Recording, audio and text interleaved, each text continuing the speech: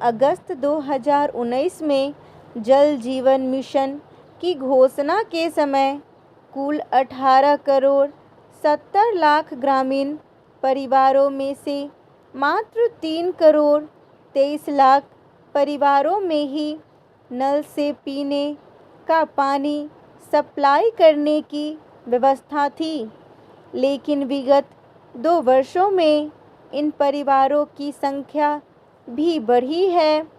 और नीति तैयार करते समय इस मुद्दे को ध्यान में रखा जाना चाहिए। इस समय देश के 19.32 करोड़ परिवार अलग अलग जलवायु वाले क्षेत्रों में रह रहे हैं।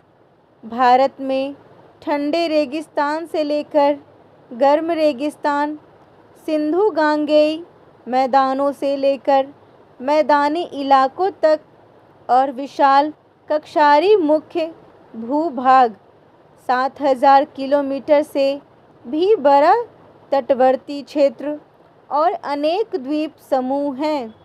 इनमें से प्रत्येक क्षेत्र की अपनी खास अनोखी चुनौतियां हैं। भारत देश की सभ्यता का इतिहास 5000 वर्ष से भी ज़्यादा पुराना है, जिसमें इन चुनौतियों से निपटने का परंपरागत ज्ञान, बुद्धि कौशल और कार्यविधियां शामिल हैं। लेकिन जनसंख्या वृद्धि, जलवायु परिवर्तन के प्रभाव और तेज़ी से आगे बढ़ रही अर्थव्यवस्था के विभिन्न क्षेत्रों की पानी की बढ़ती मांग के कारण कई क्षेत्रों में पेयजल की कमी होती जा रही है, जिससे महिलाओं और लड़कियों की समस्याएं बढ़ने लगी हैं, क्योंकि घर में पानी की व्यवस्था का पूरा दायित्व इनका ही रहता है। गर्मियों में और सूखे की आशंका वाले तथा रेगिस्तानी इलाकों को महिलाएं अपनी बेटियों के साथ काफ़ी दूर दूर जाकर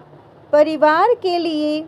पीने का पानी लेकर आने की जिम्मेदारी संभालती हैं। इसके साथ ही जहां पश्चिमी राजस्थान में प्रतिवर्ष 1000 मिलीमीटर वर्षा होती है और पूर्वोत्तर क्षेत्रों के मावसिनराम में वार्षिक वर्षा 11000 मिलीमीटर रहती हैं। भूमिगत जल के उपयोग के मामले में भारत का विश्व में सबसे पहला स्थान है और देश में हर किलोमीटर में भूजल दोहन के 10 संसाधन बने हुए हैं, जिससे साफ हो जाता है कि भूजल संसाधनों का क्षमता से कहीं अधिक दोहन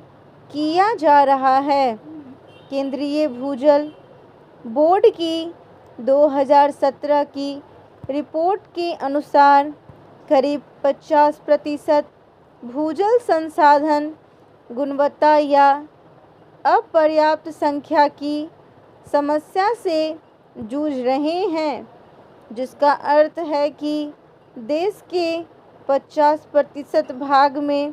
स्थानीय तौर पर बनाए जल संसाधन लंबे समय तक पानी की मांग